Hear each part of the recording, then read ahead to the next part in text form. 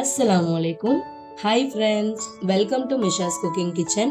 இன்னைக்கு நம்மளோட கிச்சனில் ரம்ஜான் ஸ்பெஷல் இஃப்தாரில் நம்ம கொஞ்சமாக சிக்கன் வச்சு நிறைய கட்லட் எப்படி செய்கிறோன்னு தான் பார்க்க போகிறோம். நிறைய பேர் இருக்கும், ஆனால் சிக்கன் கொஞ்சமாக இருக்குது அப்படின்னா கண்டிப்பாக நீங்கள் இன்னைக்கு இந்த ரெசிபியை தான் ட்ரை பண்ணணும். வெறும் 300 கிராம் சிக்கனை வச்சு 25 to 30 கட்லட் வரைக்கும் நம்ம ப்ரிப்பேர் பண்ண போகிறோம். வாங்க எப்படி செய்கிறோன்னு பார்க்கலாம். இதுக்கு இன்னைக்கு நம்ம 3 மீடியம் சைஸ் உருளைக்கிழங்க வேக வச்சு இப்படி ஸ்ட்ரெட் பண்ணி வச்சிருக்கோம். இது கூட இப்போ நம்ம தேவையான வெஜிடபிள்ஸ்லாம் சேர்த்துக்கலாம். 1 கப் அளவு நான் கோபி எடுத்து வச்சிருக்கேன். இதை நம்ம இதில் சேர்த்துக்கலாம். இது கூடவே கொஞ்சமா ஸ்ப்ரிங் ஆனியன். வெஜிடபிள் எந்த அளவுக்கு கம்மியாவோ இல்லை அதிகமாகவோ சேர்க்கணும், அது உங்க இஷ்டம் தான். இது கூடவே கொஞ்சமா red bell pepper, yellow bell pepper, அதோட கிரீன் ஷிம்லா மிர்ச்சி 3மே எடுத்திருக்கேன்னா, கிரீன் கேப்சிகம். இது கூடவே நம்ம கொஞ்சமா ஒரே ஒரு நீல வாக்குல இருக்க கேரட் எடுத்திருக்கோம். இது எல்லாத்தையும் இதுல சேர்த்துக்கலாம். இது கூடவே கொஞ்சமா பட்டாணி எடுத்து நான் வேக வச்சு வச்சிருக்கேன், ஃப்ரெஷ் மட்டர்.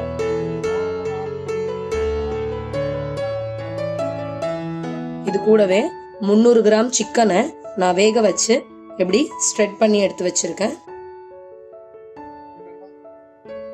இதையும் இதில் சேர்த்துக்கலாம். இன்னும் கொஞ்சம் சிக்கன் இருக்கு, அதையும் இதிலே சேர்த்துக்கலாம்.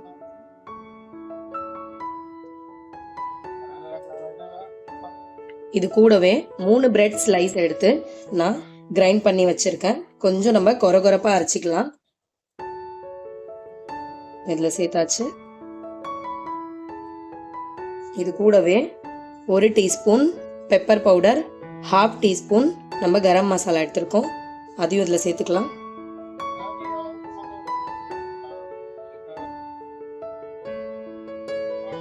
ரெண்டு முட்டை எடுத்து வச்சிருக்கோம் நம்ம, அதையும் இதில் சேர்த்துக்கலாம்.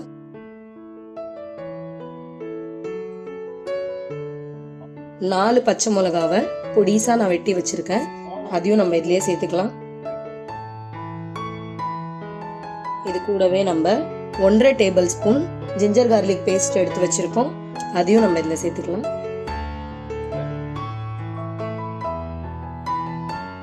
ஒரு tablespoon dark soya sauce. உங்ககிட்ட லைட் சோயா சாஸ் இருந்ததுன்னா நீங்க 2 டேபிள் ஸ்பூன் எடுத்துக்கோங்க. இது கூடவே நம்ம ஒரு ஸ்பூன் வெனிகர் எடுத்திருக்கோம், அதையும் நம்ம இதுல சேர்த்துக்கலாம். 3 மீடியம் சைஸ் வெங்காயத்தை எடுத்து நான் நல்லா கோல்டனா ஃப்ரை பண்ணி எடுத்து வச்சிருக்கேன், அதையும் நம்ம இதுல சேர்த்துக்கலாம். இது கூடவே 2 டேபிள் ஸ்பூன் டொமேட்டோ கெச்சப் எடுத்து வச்சிருக்கேன், அதையும் இதுல சேர்த்துக்கலாம்.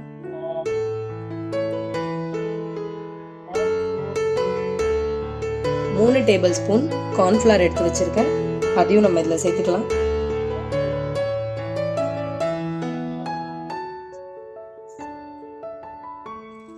இப்போ 1/2 ஸ்பூன் நம்ம உப்பு சேர்த்துக்கலாம். சிக்கனை நம்ம வேக வைக்கும் போது ஆல்ரெடி சிக்கன்ல நம்ம உப்பு சேர்த்து தான் வேக வச்சோம். இப்போ நம்ம உப்பு சேர்க்கும் போது பார்த்து கவனமா சேர்த்துக்கோங்க. 1/2 ஸ்பூன் நான் சேர்க்கிறேன், பத்தலனா நம்ம பார்த்துட்டு மறுபடியும் சேர்த்துக்கலாம். சரியா? இப்போ இதை நம்ம நல்லா மிக்ஸ் பண்ணிக்கலாம்.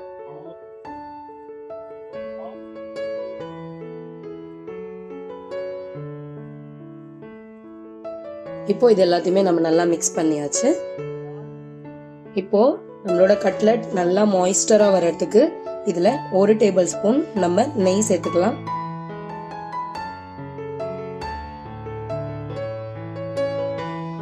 இதையும் சேர்த்து லைட்டா மறுபடியும் ஒரு மிக்ஸ் பண்ணிக்கலாம். நம்ம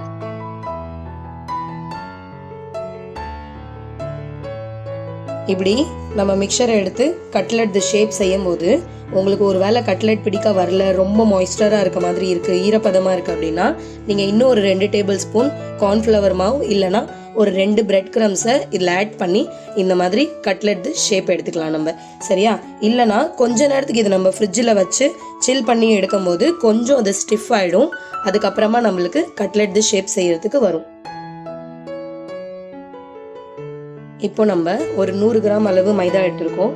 இதில் நம்ம தண்ணி சேர்த்து எந்த லம்ஸும் இல்லாமல் நல்லா இதை கெட்டியான பதத்தில் கரைச்சி எடுத்துக்கலாம். ரொம்ப தண்ணி சேர்க்க வேண்டாம். நம்ம ரொம்ப தண்ணி சேர்க்கும் போது என்ன ஆகும்னா அந்த கட்லெட்டில் அந்த மிக்சர் கரெக்டாக ஒட்டாது. சரியா? கொஞ்சம் கொஞ்சமாக தண்ணி சேர்த்து பாருங்கள். தோசை மாவு பதத்துக்கு அதை விட கொஞ்சம் கெட்டியாக இருக்கணும் நம்மளுக்கு. உங்களுக்கு டிப் பண்ணி ஒரு டைம் எடுத்தீங்கன்னா மைதா மாவு எப்படி கட்லெட்டில் கோட் ஆகுதுன்னு ஒரு டைம் பார்த்தீங்கன்னா உங்களுக்கு புரிஞ்சுக்கும் பதம் இன்னும் தண்ணி வேணுமா இல்லையான்னு. சரியா? இப்போ நம்ம இதை மிக்ஸ் பண்ணியாச்சு. கரெக்டான பதத்துக்கு வந்திருக்கு நம்மளுக்கு. இப்போ நம்ம ஒரு இதில் பிரெட் கிரம்ஸ் எடுத்துக்கிட்டோம். இப்போ நான் உங்களுக்கு காட்டுறேன் எப்படி செய்யணும்னு. இது கொஞ்சம் நவுத்தி வச்சுக்கலாம். இப்போ நம்ம ஷேப் எடுத்து வச்சிருக்க கட்லெட்டை மைதா ஸ்லரியில நேராக டிப் பண்ணிட்டு கொஞ்சம் எக்ஸஸ் மைதாவெல்லாம் இப்படி எடுத்துடலாம். எடுத்துட்டு நேராக நம்ம பிரெட் கிரம்ஸில் போட்டுடலாம். போட்டுட்டு வேற கையாலேயே நம்ம இந்த பிரெட் கிரம்ஸ் எல்லாம் இது மேலே இப்படி கோட் பண்ணலாம். மைதா மாவில் கை விட்ட அதே கையை நம்ம போடும் போது என்ன ஆகும்னா பிரெட் கிரம்ஸ் எல்லாமே ஈரமாயிடும். அதுக்கப்புறம் நம்மளுக்கு எடுக்க வராது. சரியா? இப்போ பாருங்க ஆயிடுச்சா? இப்போ இதை நம்ம நேராக எண்ணெயில் போட்டு ஃப்ரை பண்ணிக்கலாம். இப்போ நம்ம பேன்ல எண்ணெய் சேர்த்து வச்சிருக்கோம். நம்ம ரெடி பண்ண பேட்டி எல்லாம் ஒன்னொன்னா நம்ம இதுல சேர்த்துக்கலாம்.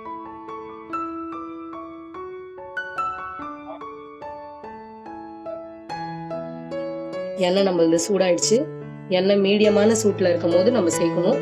ரொம்ப அதிகமான சூடா இருக்கக்கூடாது எண்ணெய், இல்லைன்னா போட்ட உடனே நம்மளுக்கு தீஞ்சிடும். சரியா?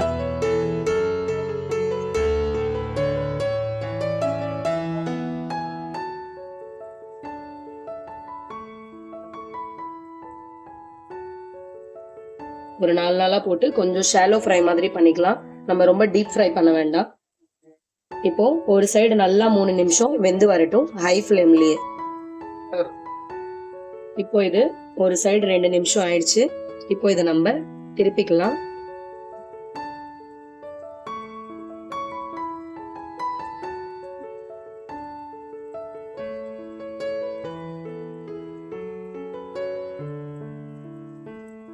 நம்மளுக்கு உருளைக்கிழங்கும் வெந்துதான் இருக்கு, சிக்கனும் வெந்துதான் இருக்கு. வெஜிடேபிள் மட்டும் கொஞ்சம் கிரன்ச்சியா ஆகணும், அவ்வளவுதான்.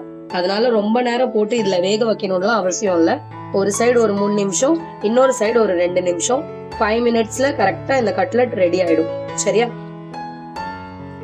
இப்போ இது 2 சைடுமே நல்லா கலர் ஆயிடுச்சு. எவ்வளவு அழகா கோல்டன் கலர்ல வந்திருக்கு பாத்தீங்களா? எண்ணெயும் சுத்தமா இழுக்காம. இப்போ இதை நம்ம எண்ணெயில இருந்து எடுத்துக்கலாம் ஒன்னொன்னு.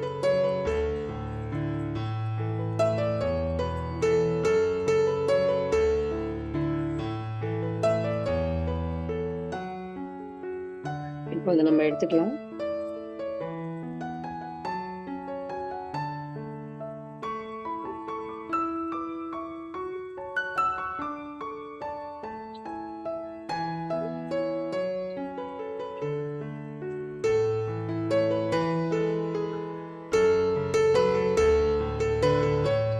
எல்லாத்தையுமே இதே மாதிரி நம்ம ஃப்ரை பண்ணி எடுத்துட்டு அதுக்கப்புறமா நம்ம பிளேட்டிங் பண்ணலாம்.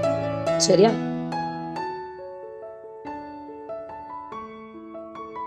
இப்போ நம்ம கட்லெட்லாம் ஃப்ரை பண்ணி எடுத்தாச்சு. இப்போ நம்ம கட்லெட்க்கு ஒரு டிப் ரெடி பண்ணிக்கலாம். கொஞ்சமா நான் பெரி பெரி மசாலா எடுத்திருக்கேன். இது கூட நம்ம டொமேட்டோ கெச்சப் ஊத்திக்கலாம்.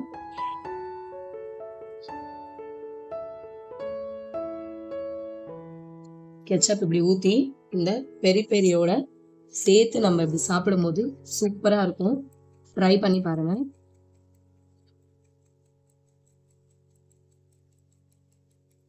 அவ்வளோதான், நம்ம டிப்போ ரெடி ஆயிடுச்சு. நல்லா க்ரீமியாக நம்மளோட டிப் சூப்பராக இருக்கும். இந்த மாதிரி செஞ்சு நீங்கள் கட்லெட்டை ட்ரை பண்ணி பாருங்க. இப்போ நம்ம ஒரு கட்லெட்டை உங்களுக்கு நான் செக் பண்ணி காட்டுறேன்.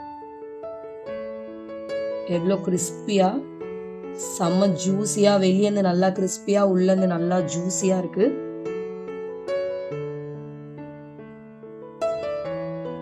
அவ்வளோதான், பார்த்தீங்களா? எவ்வளோ ஈஸியாக நம்ம சிக்கன் கட்லெட் ரெடி பண்ணிட்டோம். இதே மாதிரி நீங்களும் உங்கள் வீட்டில் செஞ்சு ஒரு டைம் ட்ரை பண்ணுங்க. நான் சொல்கிறேன்னு ட்ரை பண்ணுங்க. அவ்வளோதான். இந்த வீடியோ உங்களுக்கு பிடிச்சிருந்தா உங்கள் ஃப்ரெண்ட்ஸ் அண்ட் ஃபேமிலியோட இந்த வீடியோவை ஷேர் பண்ணுங்கள். மறக்காமல் நம்மளோட மிஷாஸ் குக்கிங் கிச்சனை சப்ஸ்கிரைப் பண்ணுங்கள். இந்த வீடியோவை மறக்காமல் உங்கள் வீட்டில் ஒரு டைமாவது ட்ரை பண்ணி பாருங்கள்.